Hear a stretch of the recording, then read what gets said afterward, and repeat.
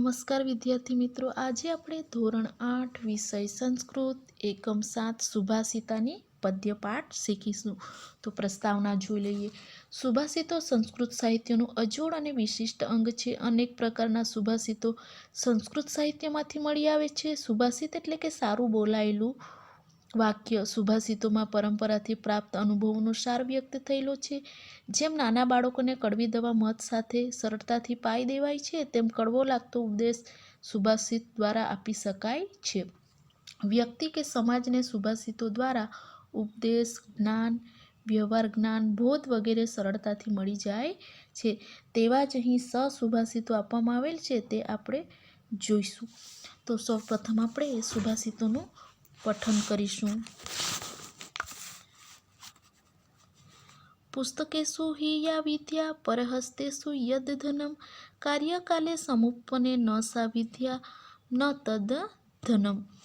વૃક્ષાફલાન્વિત ભાતિ વૃક્ષ ઘુનયતે કપિ વૃક્ષેણ વાર્તયે તાપમ જલમ વૃક્ષાય દીયતે. વૃક્ષાત પતન્તિ પર્ણાની વૃક્ષસ્ય પ્રસરો મહાન. વૃક્ષે ખગા નિકુંજન્તિ વૃક્ષ ધન્ય ક અસી ભૂતલે. ન કશ્ચિત કસ્યચિત્ત મિત્રમ ન કશ્ચિત કસ્યચિત્ત રિપુ. વ્યવહારેણ જાયન્તે મિત્રાણિ રિપવસ્તતા. પિબતિ નદ્ય સ્વયમેવ ના અંબ સ્વયં ન ખાદન્તિ ફલાની વૃક્ષા નાદન્તિ સસ્ય ખલુ વારિમઃ પરોપકારાય સતા વિભૂતય. ગંગા સિંધુ સરસ્વતી ચ યમુના ગોદાવરી નર્મદા કાવેરી સરયુ મહેન્દ્રતનયા ચર્મવતી વેદિકા ક્ષિપ્રા વેત્રવતી મહાશૂર નદી ખ્યાતા ચ યા ગંડકી. પૂર્ણા પૂર્ણજલે સમુદ્ર સહિતા કુર્વન્તુ મે મંગલમ. ઘુષ્ટમ ઘુષ્ટમ પુનરપી પુનઃ ચંદનમ ચારુગંધમ છિન્નમ છિન્નમ પુનરપી પુનઃ સ્વાદુ ચ ઇવ ઇક્ષુ દંડમ. દુગ્ધમ દુગ્ધમ પુનરપી પુનઃ કાંચમ કાંતવર્ણ ન પ્રાણાંતે પ્રકૃતિ વિકૃતિ જાયતે સજ્જનામ. તો હવે આપણે વિદ્યાર્થી મિત્રો શબ્દોના અર્થ અને ભાષાંતર શીખીશું. તો જોઈએ. પુસ્તકેષુ હિ યા વિદ્યા પરહસ્તેષુ યદ્ ધનમ કાર્યકાલે સમુપન્ને ન સા વિદ્યા ન તદ્ ધનમ. તો વિદ્યાર્થી મિત્રો આપણે અહીં અન્વય જોઈશું. તો અહીં જે હિ શબ્દ આપવામાં આવેલ છે એને આપણે સૌપ્રથમ લઈશું. હિ પુસ્તકેષુ યા વિદ્યા પરહસ્તેષુ યદ્ ધનમ કાર્યકાલે સમુપન્ને સા વિદ્યા ન તદ્ ધનમ ન. તો ફરી એકવાર જોઈશું. હિ પુસ્તકેષુ યા વિદ્યા પરહસ્તેષુ યદ્ ધનમ કાર્યકાલે સમુપન્ને સા વિદ્યા ન તદ્ ધનમ ન. તો આ પ્રમાણે અહીંયા અન્વય થશે. તો જોઈએ. હિ શબ્દને આપણે પહેલાં લેવાનો છે. હિ શબ્દનો અર્થ થાય છે ખરેખર. ખરેખર. પછી આવશે પુસ્તકેષુ એટલે પુસ્તકમાં કે ખરેખર પુસ્તકમાં. યા શબ્દનો અર્થ થાય છે જે. વિદ્યા એટલે કે વિદ્યા કે ખરેખર પુસ્તકમાં રહેલી જે વિદ્યા. પછી છે પરહસ્તેષુ. પર એટલે બીજાનું, હસ્તેષુ એટલે હાથમાં. બીજાના હાથમાં રહેલું. યદ્ શબ્દનો અર્થ થાય છે જે. ધનમ એટલે ધન. તો શું થશે? બીજાના હાથમાં રહેલું જે ધન. તો જોઈએ. ખરેખર પુસ્તકમાં રહેલી જે વિદ્યા અને બીજાના હાથમાં રહેલું જે ધન. કાર્યકાલે સમુપન્ને. કાર્યકાલે એટલે સમય આવે ત્યારે, ક્યાં તો જરૂરિયાત ઊભી થાય ત્યારે. સા વિદ્યા ન. સા એટલે તે. વિદ્યા એટલે વિદ્યા. તે વિદ્યા ન એટલે નથી. એનો અર્થ આપણે નકારમાં લેવાનો છે. તદ્ ધનમ ન. તદ્ શબ્દનો અર્થ થાય છે તે. ધનમ એટલે ધન. તે ધન ન એટલે નકાર આવશે. તો શું થશે? સમય આવે ત્યારે તે વિદ્યા અને તે ધન કામ આવતું નથી. અહીં નો અર્થ આપણે નકારમાં લઈશું એટલે શું થશે? સમય આવે ત્યારે તે વિદ્યા અને તે ધન કામ આવતું નથી. તો ફરી એકવાર જોઈશું. ખરેખર પુસ્તકમાં રહેલી જે વિદ્યા ને બીજાના હાથમાં રહેલું જે ધન. સમય આવે ત્યારે તે વિદ્યા અને તે ધન કામ આવતું નથી. તો આ પ્રમાણે અહીં સુભાષિતોનું ભાષાંતર થશે. હવે આપણે બીજો સુભાષિતો જોઈશું. વૃક્ષ ફલાન્વિત ભાતિ વૃક્ષ ધુનયતે કપિ વૃક્ષેણ વાર્તયે તાપ જલમ વૃક્ષાય દીયતે વૃક્ષાત પતંતી પર્ણાની વૃક્ષસ્ય પ્રસરો મહાન વૃક્ષે ખગા નિકુંજંતી વૃક્ષ ધન્ય અશી ભૂતલે. તો અહીં વિદ્યાર્થી મિત્રો આપણે ગમે તેમ શબ્દ આપવામાં આવેલ છે તો તેને આપણે અન્વય પ્રમાણે જોઈશું. તો જોઈએ ફલાન્વિત વૃક્ષ ભાતિ. તો અહીંયા આપણે લેવાનું છે ફલાન્વિત વૃક્ષ ભાતિ કપિ વૃક્ષ નયતે. તો જોઈએ અહીં ફલાન્વિત ફલાન્વિત શબ્દનો અર્થ થાય છે ફળવાળા. વૃક્ષમ એટલે વૃક્ષ ભાતિ શબ્દનો અર્થ થાય છે શોભે છે. તો જોઈએ ફલાન્વિત એટલે ફળવાળા, વૃક્ષ એટલે વૃક્ષ, ભાતિ એટલે શોભે છે, ફળવાળા વૃક્ષ શોભે છે. કપિ એટલે વાંદરો, વૃક્ષમ એટલે વૃક્ષને, ધુનયતે એટલે હલાવે છે કે વાંદરો વૃક્ષને હલાવે છે. પછી આવશે વૃક્ષેણ તાપ વર્તયે એટલે વૃક્ષેણ એટલે કે વૃક્ષથી, તાપમ એટલે તાપ ગરમી, વાર્તયે એટલે દૂર થાય છે કે વૃક્ષથી ગરમી દૂર થાય છે. વૃક્ષાય જલમ દીયતે વૃક્ષાય એટલે વૃક્ષને, જલમ એટલે પાણી, દીયતે એટલે અપાય છે, વૃક્ષને પાણી અપાય છે. તો આ સુભાષિતોની એક લીટી અહીં પૂરી થાય છે. તો જોઈએ ફળવાળા વૃક્ષ શોભે છે, વાંદરો વૃક્ષને હલાવે છે, પછી વૃક્ષથી તાપ દૂર થાય છે, વૃક્ષને પાણી અપાય છે. તો અહીંયા આપણે જોવાનું છે કે ફળવાળું વૃક્ષ શોભે છે. તો ફળ વગરનું વૃક્ષ હોય એ શોભતું નથી. પછી બીજું શું આપેલું છે કે વાંદરો વૃક્ષને હલાવે છે અને વૃક્ષથી તાપ દૂર થાય છે. આપણે ક્યાંક તાપ પડ્યો હોય, ગરમી લાગતી હોય ને આપણને ખૂબ તાપ લાગે તો આપણે વૃક્ષની છાયામાં બેઠા હોઈએ છીએ, આપણને ઠંડો પવન લાગતો હોય છે, ઠંડક અનુભવતા હોઈએ છીએ ને વૃક્ષને પાણી અપાય છે. પછી જોઈએ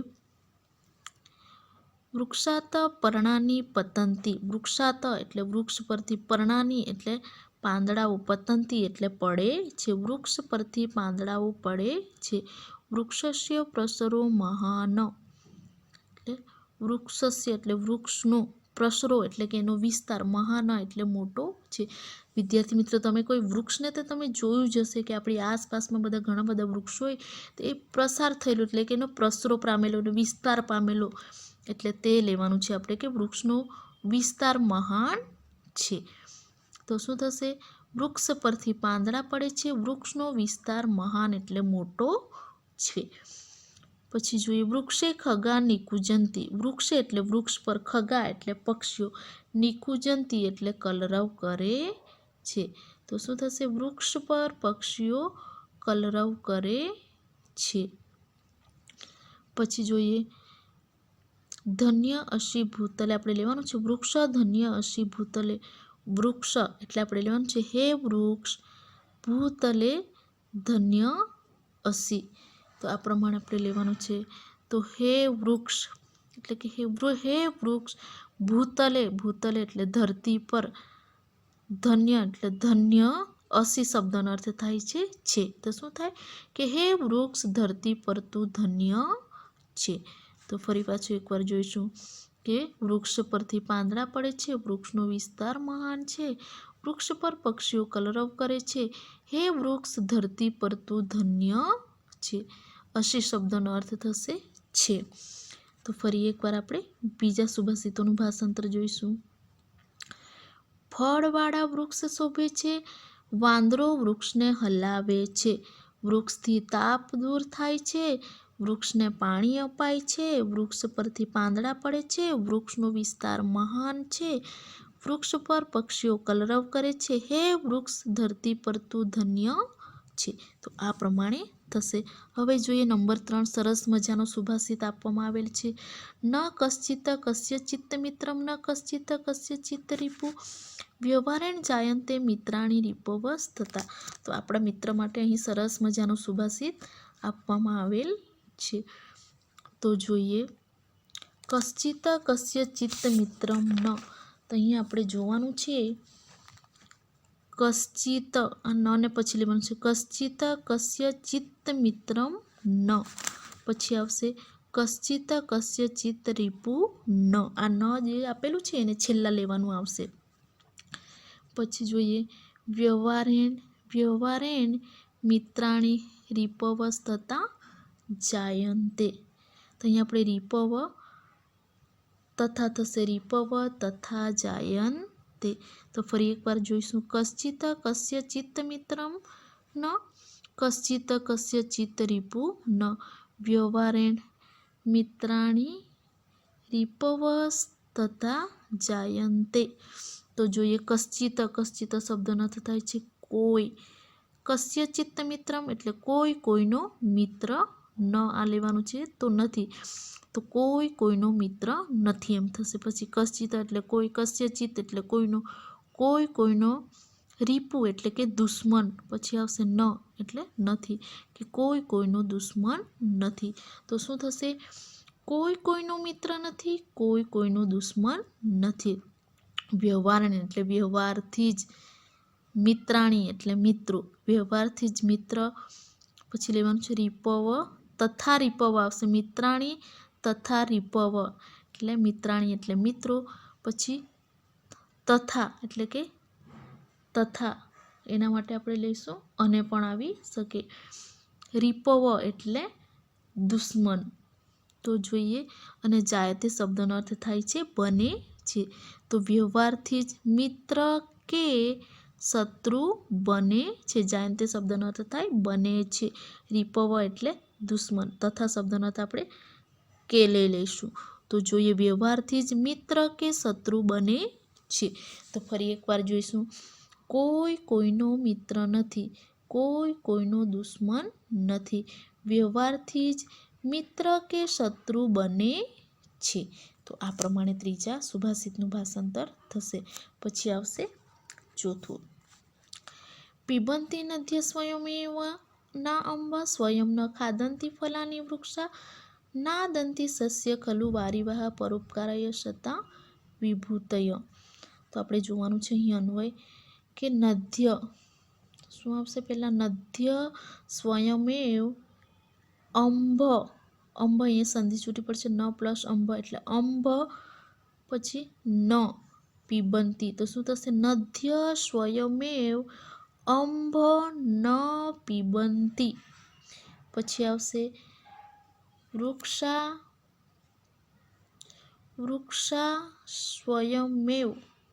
વૃક્ષા સ્વયં ફલાની ન ખાદંતી. શું થશે વૃક્ષા સ્વયં ફલાની ન ખાદંતી. આ સુભાષિતોની આ એક લીટી અહીંયા પૂરી થઈ ગઈ. તો ફરી એકવાર જોઈએ નદ્ય સ્વયમેવ અંબ ન પિબંતી.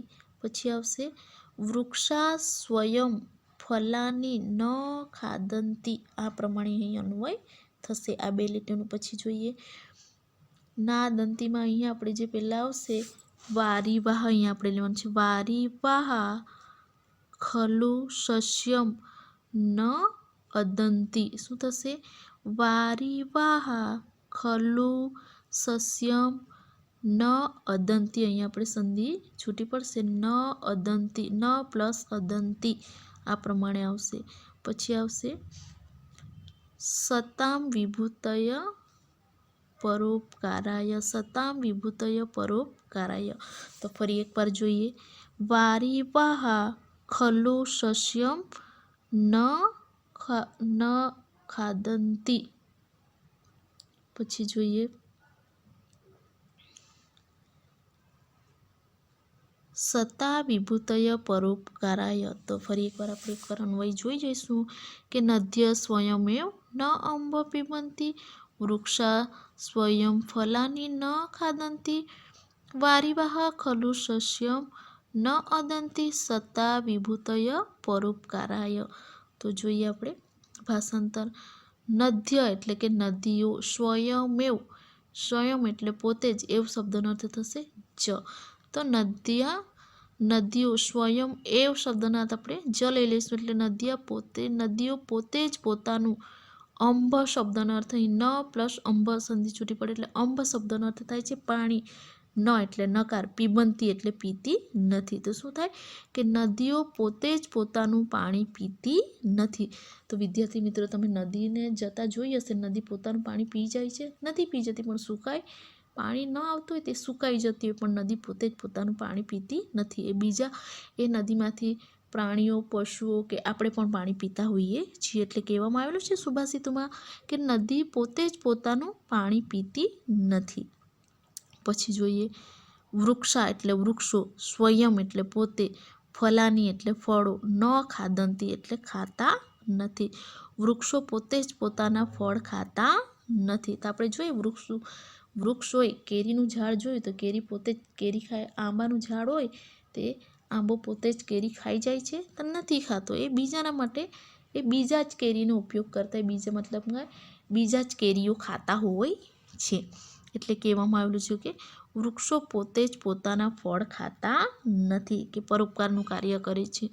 પછી જોઈએ વારીવાહ એટલે વાદળાઓ. ખલું શબ્દનો અર્થ થાય છે ખરેખર, વાદળાઓ ખરેખર. સસ્યમ શબ્દનો અર્થ થાય અનાજ. ન અદંતી, અહીં આપણે લેવાનું છે ન અદંતી એટલે કે ખાતા નથી. તો જોઈએ વાદળાઓ ખરેખર અનાજ ખાતા નથી. ન અદંતીનો અર્થ થાય કે ખાતા નથી. આપણે સંધિ છૂટી પડે, ન પ્લસ અદંતી એટલે ખાતા નથી. વાદળાઓ ખરેખર અનાજ ખાતા નથી. પછી જોઈએ સતામ શબ્દનો અર્થ થાય છે સજ્જનોની. પછી વિભૂતય એટલે સંપત્તિ. સજ્જનોની સંપત્તિ પરોપકારાય એટલે પરોપકાર માટે હોય છે. સજ્જનોની સંપત્તિ પરોપકાર માટે હોય છે. તો અહીં પરોપકારની વાત કરવામાં આવેલી છે. તો ફરી એકવાર આપણે જોઈશું કે નદીઓ પોતે જ પોતાનું પાણી પીતી નથી, વૃક્ષો પોતે જ પોતાના ફળ ખાતા નથી, વાદળાઓ ખરેખર અનાજ ખાતા નથી, સજ્જનોની સંપત્તિ પરોપકાર માટે હોય છે. તો વિદ્યાર્થી મિત્રો, જે આપણે કહ્યું તેમ આગળ ચર્ચા કરી તેમ કે નદીઓ પોતે જ પોતાનું પાણી પીતી નથી, વૃક્ષો પોતે જ પોતાના ફળ ખાતા નથી, તેમજ વાદળા ખરેખર અનાજ ખાતા નથી, અને સજ્જન વ્યક્તિઓ જોઈએ તો એ પોતાની જે સંપત્તિ છે, ધન દોલત, એ પોતાના માટે નથી વાપરતા, પણ બીજાના ઉપયોગ માટે વાપરે છે. પછી જોઈએ નંબર 5નો સુભાષિત. ગંગા સિંધુ સરસ્વતી ચ યમુના ગોદાવરી નર્મદા કાવેરી સરયુ મહેન્દ્ર તનયા ચર્મવતી વેદિકા ક્ષિપ્રા વેત્રવતી મહાશૂર નદી ખ્યાતા ચ યા ગંડકી પૂર્ણ જલે સમુદ્ર સહિતા કુર્વંતુ મે મંગલમ. તો જોઈએ વિદ્યાર્થી મિત્ર, અહીં નદીઓની ચર્ચા કરવામાં આવી છે, નદીઓના પાણી વિશે, કે અંતે નદીઓનું પાણી સમુદ્રને જ મળતું હોય છે. તો જોઈએ ગંગા, સિંધુ, સરસ્વતી, યમુના, ગોદાવરી, નર્મદા, કાવેરી, સરયુ, મહેન્દ્ર તનયા, ચર્મવતી, વેદિકા, ક્ષિપ્રા, વેત્રવતી, મહાશૂર. પછી આવશે ચ ગંડકી યા ખ્યાતા પૂર્ણ જલે પૂર્ણા સમુદ્ર સહિતા મે મંગલમ કુર્વંતુ. તો અહીં આપણે જોવાનું છે કે આ બધી નદીઓના નામ જોઈ જવાના છે. પછી છેલ્લે આવે ને મહાશૂર નદી, પછી આપણે લેવાનું છે ચ ગંડકી. શું આવશે? ચ ગંડકી યા ખ્યાતા. પછી લેવાનું છે પૂર્ણ જલે પૂર્ણા સમુદ્ર સહિતા મે મંગલમ કુર્વંતુ. તો આ પ્રમાણે અહીં અન્વય જશે. આ બધી નદીનું નામ છે એ સળંગ જ આપણે લેવાના છે, ખાલી અહીં જ અન્વય આપણે જોવાનો બદલાશે. એટલે આપણે જોઈએ ગંગા, સિંધુ, સરસ્વતી, યમુના, ગોદાવરી, નર્મદા, કાવેરી, સરયુ, મહેન્દ્ર તનયા એટલે મહેન્દ્રની પુત્રી, ચર્મવતી, વેદિકા, ક્ષિપ્રા, વેત્રવતી, મહાશૂર નદીઓ. તો આ બધી નદીઓના નામ છે.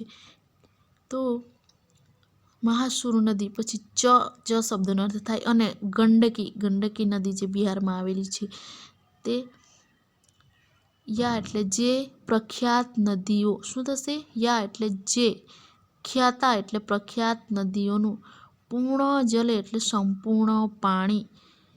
અહીં આપણે સંપૂર્ણ નદીઓનું પાણી, અહીં જોડે જ આપણે લઈ લેવાનું, સંપૂર્ણ નદીઓનું સંપૂર્ણ પાણી, સમુદ્ર સહિતા સમુદ્ર એટલે દરિયો, સહિતા એટલે સાથે, સમુદ્ર સાથે મળીને, મેં એટલે મારું, મંગલમ એટલે મંગળ, કુર્વંતુ એટલે કરો એમ કહીએ છીએ.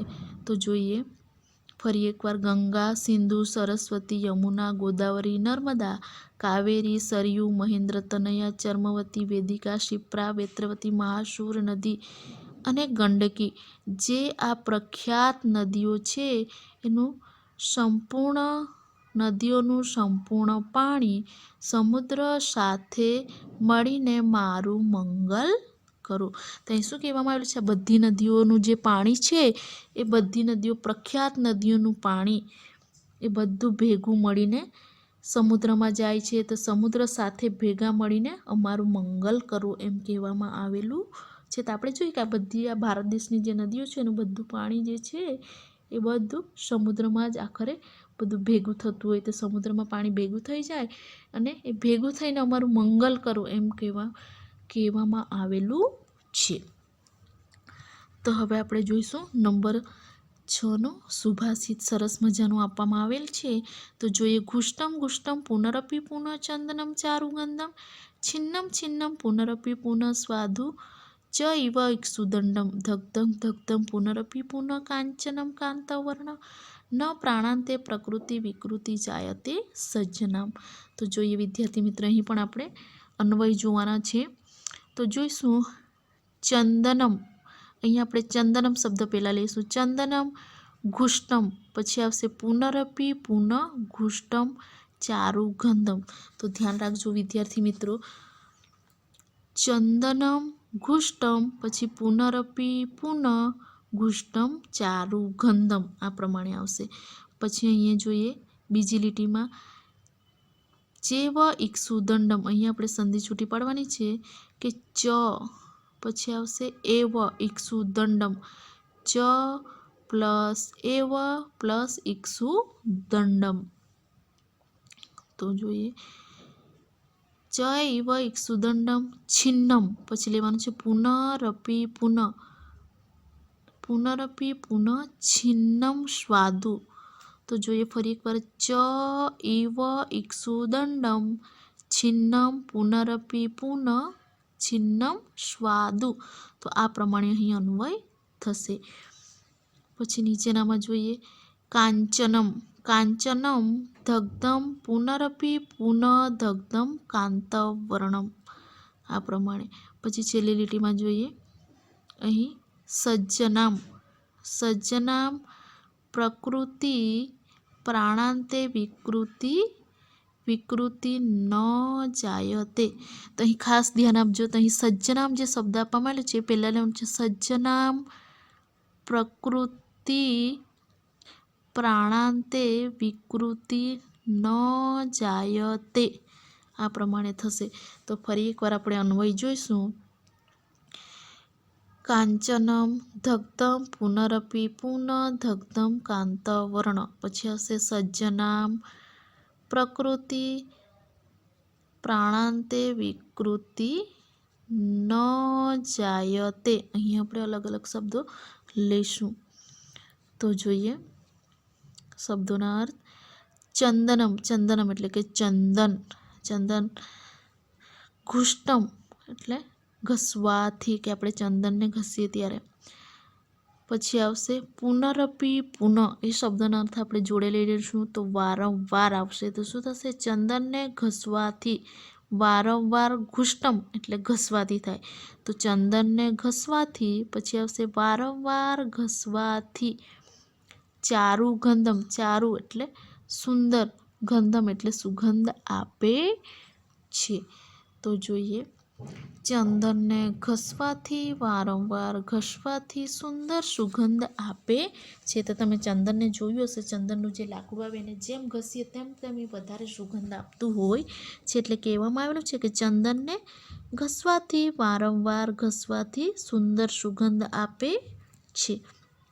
પછી જોઈએ ચ ઇવ ઇક્ષુદંડમ, ચ શબ્દને આપણે સંધિ છૂટ પડે ચ એટલે અને, એવમ શબ્દનો અર્થ થાય છે જ, પણ અહીં આપણે વળી લઈશું અને વળી. ચ એવ એટલે અને વળી. ઇક્ષુદંડમ શબ્દનો અર્થ થાય શેરડીનો સાઠો. શેરડી તો બધાએ જોઈ હશે. તો શેરડીનો સાઠો તો શું થાય? અને વળી શેરડીના સાઠાને છિન્નમ, છિન્નમ શબ્દનો અર્થ થાય છે કાપવાથી.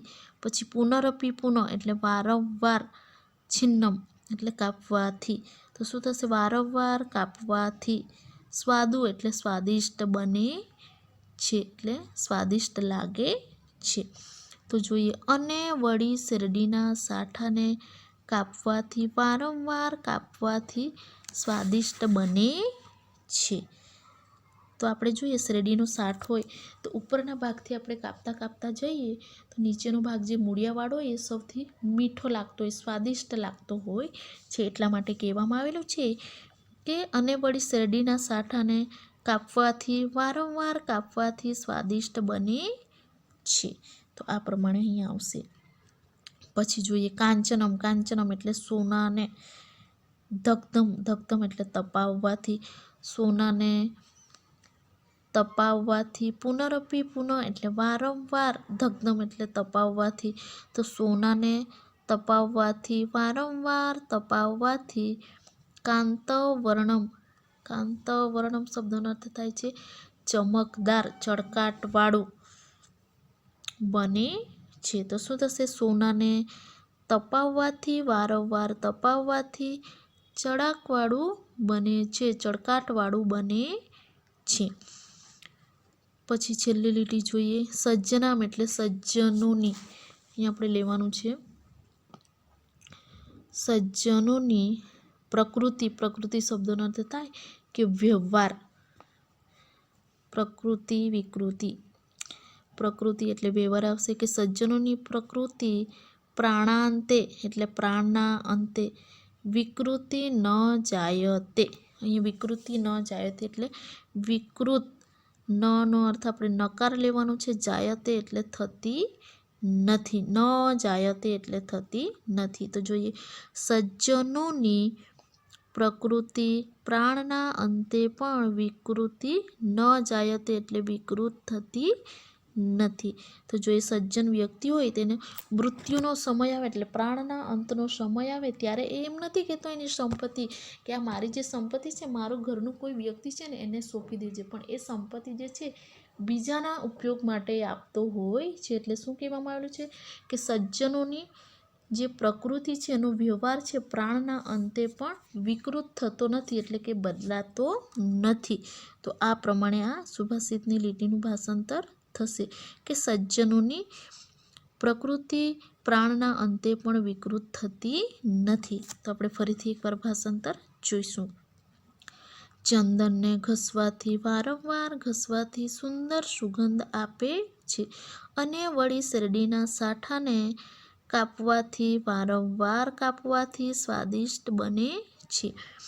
સોનાને તપાવવાથી, વારંવાર તપાવવાથી ચળકાટવાળું બને છે. સજ્જનોની પ્રકૃતિ પ્રાણના અંતે પણ વિકૃત થતી નથી. તો વિદ્યાર્થી મિત્રો આ પ્રમાણે સુભાષિતોનું ભાષાંતર થશે. તો ફરી એકવાર આપણે ભાષાંતર જોઈશું. જોઈએ ખરેખર પુસ્તકમાં રહેલી જે વિદ્યા અને જે બીજાના હાથમાં રહેલું જે ધન, સમય આવે ત્યારે તે વિદ્યા અને તે ધન કામ આવતું નથી. પછી જોઈએ નંબર 2, ફળવાળા વૃક્ષો શોભે છે, વાંદરો વૃક્ષને હલાવે છે, વૃક્ષથી તાપ દૂર થાય છે, વૃક્ષને પાણી અપાય છે, વૃક્ષ પરથી પાંદડા પડે છે, વૃક્ષનો વિસ્તાર મહાન છે, વૃક્ષ પર પક્ષીઓ કલરવ કરે છે, હે વૃક્ષ ધરતી પર તું ધન્ય છે. પછી જોઈએ નંબર 3, કોઈ કોઈનો મિત્ર નથી, કોઈ કોઈનો દુશ્મન નથી, વ્યવહારથી જ મિત્ર કે શત્રુ બને છે. પછી જોઈએ નંબર 4, નદીઓ પોતે જ પોતાનું પાણી પીતી નથી, વૃક્ષો પોતે જ પોતાના ફળ ખાતા નથી, વાદળાઓ ખરેખર અનાજ ખાતા નથી, સજ્જનોની સંપત્તિ પરોપકાર માટે હોય છે.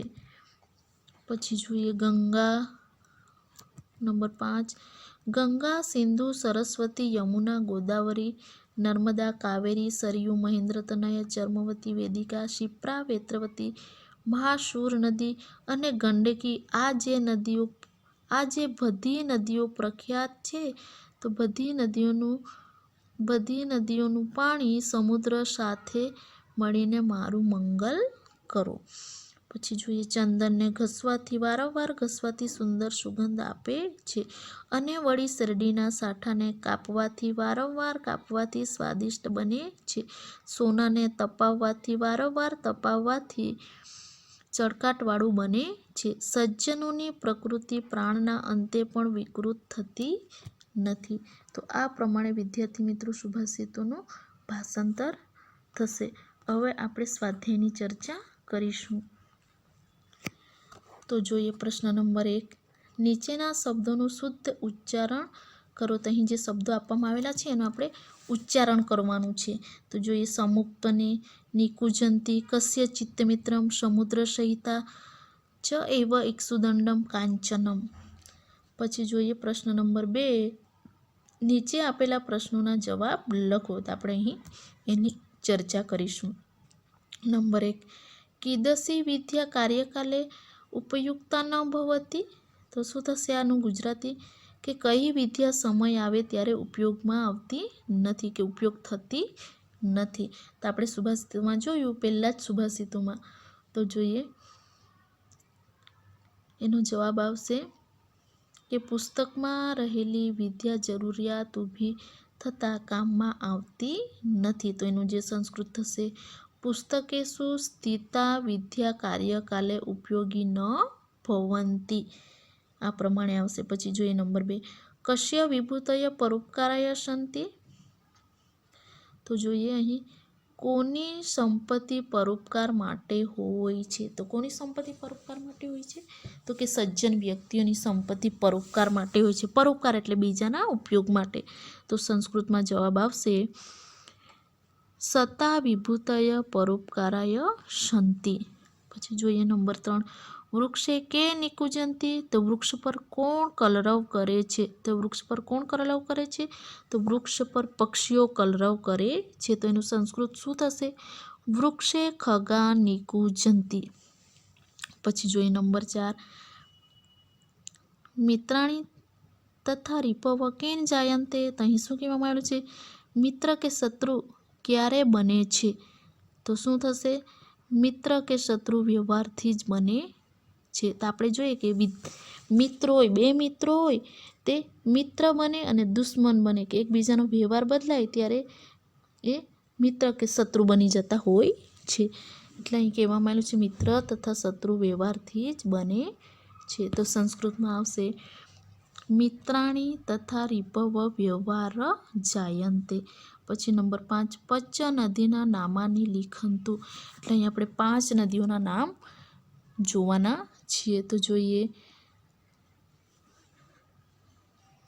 ગંગા, યમુના, ગોદાવરી, સરસ્વતી, નર્મદા. પછી જોઈએ નંબર 6. સજ્જનાના કી વિકૃત ન ભવતી. એટલે સજ્જનોનું શું વિકૃત નથી થતું? તો એનો જવાબ આવે તો જોઈએ ઉત્તમ વ્યક્તિઓની પ્રકૃતિ વિકૃત થતી નથી. તો શું સજ્જનોનું શું વિકૃતિ નથી થતી? એટલે સજ્જનોની પ્રકૃતિ વિકૃત થતી નથી. તો જોઈએ અહીં સજ્જનામ પ્રકૃતિ વિકૃત ન ભવતી. આ પ્રમાણે થશે. પછી જોવાનું છે પ્રશ્ન નંબર 3. સંધિ છૂટી પાડીને લખો. અહીં આપણે સંધિ છૂટી પાડવાની છે. નંબર 1. ધન્ય અસી. તો શું થશે? ધન્ય પછી પાછળ 2 ટપકા આવશે. તો જોઈએ ધન્ય પ્લસ અસી. પછી જોઈએ નંબર 2. કસ્ય ચિત્ત મિત્રમ. તો શું આવશે?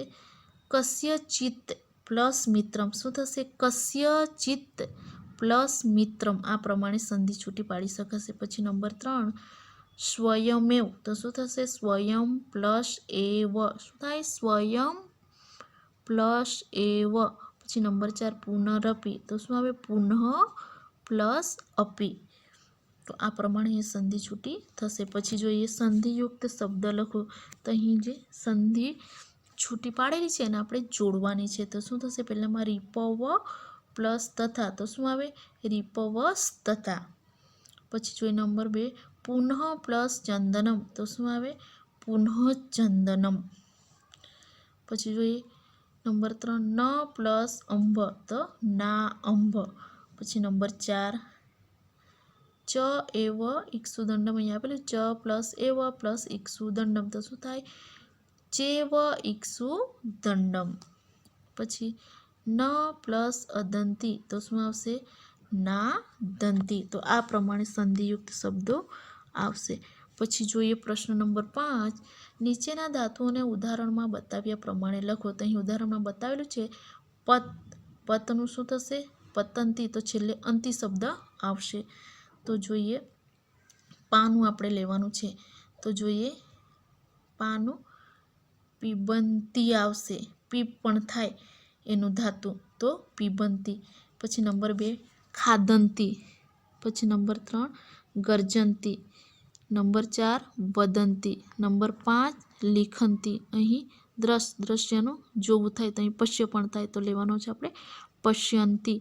પછી પઠનું પઠંતી, નમનું નમંતી. તો આ પ્રમાણે આવશે. પછી જોઈએ પ્રશ્ન નંબર 6, કૌંસમાં આપેલા શબ્દોનો ઉપયોગ કરી ખાલી જગ્યા પૂરો. તો અહીં ખાલી જગ્યા આપણે જોવાની છે. અહીં જે 5 શબ્દો આપવામાં આવેલા છે જલમ, અન્નમ, પુષ્પાણી, રસમ અને ફલાની. તો આ પ્રમાણે આવશે. તો જોઈએ વારિવાહ સ્વયં તો શું આવશે વારિવાહ સ્વયં અન્નમ, અન્નમ ન ખાદંતી. પછી નદ્ય સ્વયં ખાલી જગ્યા ન પીબંતી તો જલમ આવશે. નદ્ય સ્વયં જલમ ન પીબંતી. વૃક્ષા સ્વયં ફલાની ન ખાદંતી. પછી પાદપા સ્વયં પુષ્પાની ન જીક્રંતી આવશે. અહીં જોઈએ પાદપા સ્વયં ન પુષ્પાણી ન જીક્રંતી. પછી જોઈએ નંબર 5 મધુમક્ષિકા સ્વયં રસમ ન પીબંતી. તો આ પ્રમાણે ખાલી જગ્યામાં શબ્દો આવશે. પછી અહીં જે યાદ પૂર્તિ કરવાની છે કે આપણે જે શ્લોકો જે સુભાષિતો જોયા તો તેનો આપણે અહીં પૂર્તિ કરવાની છે. તો જોઈએ પુસ્તકેષુ હિ વિદ્યા યત ધનમ. તો જોઈએ વિદ્યા પરહસ્તેષુ યદ ધનમ કાર્યકાલે સમુક્તને ન સા વિદ્યા ન તદ ધનમ. તો ફરી એકવાર જોઈશું વિદ્યાર્થી મિત્રો. પુસ્તકેષુ હિ યા વિદ્યા પરહસ્તેષુ યદ ધનમ કાર્યકાલે સમુક્તને ન સા વિદ્યા ન તદ ધનમ. તો આ પ્રમાણે થશે પીબંતી નદ્ય સ્વયમેવ ન અંબ સ્વયં ન ખાદંતી ફલાની વૃક્ષા નાદંતી સ્વયં વારિવાહ પરોપકારાય સતા વિભૂતય. તો ફરી એકવાર આપણે જોઈશું કે પીબંતી નદ્ય સ્વયમેવ ના અંબ સ્વયં ન ખાદંતી ફલાની વૃક્ષા. પછી જોઈએ નાદંતી સસ્ય ખલુ વારિવાહ પરોપકારાય સતા વિભૂતય. તો આ પ્રમાણે અહીં શ્લોક પૂર્તિ થશે. પછી અહીં પ્રશ્ન નંબર 8 આપવામાં આવેલ છે કે સુભાષિતોનું સ્વર શુદ્ધ ઉચ્ચારણ સાથે જૂથમાં, સમૂહમાં અને વ્યક્તિગત જ્ઞાન કરો. તો વિદ્યાર્થી મિત્રો અહીં આપણે જે જોયું એ પ્રશ્ન 8 કરવાનો નથી અને આપણે જે સુભાષિતોનું ભાષાંતર જોયું એનું આપણે જૂથમાં એની ચર્ચા કરી લીધી છે. તો જોઈએ તમારે સુભાષિતોનું વાંચન કરવાનું રહેશે, સુભાષિતોનું ભાષાંતર પાકું કરવાનું રહેશે અને જે આપણે પાઠ્યપુસ્તકના સ્વાધ્યાયની ચર્ચા કરી એ સ્વાધ્યાય તમારે તમારી નોટબુકમાં નોંધ કરી લેવાનું રહેશે. ધન્યવાદ.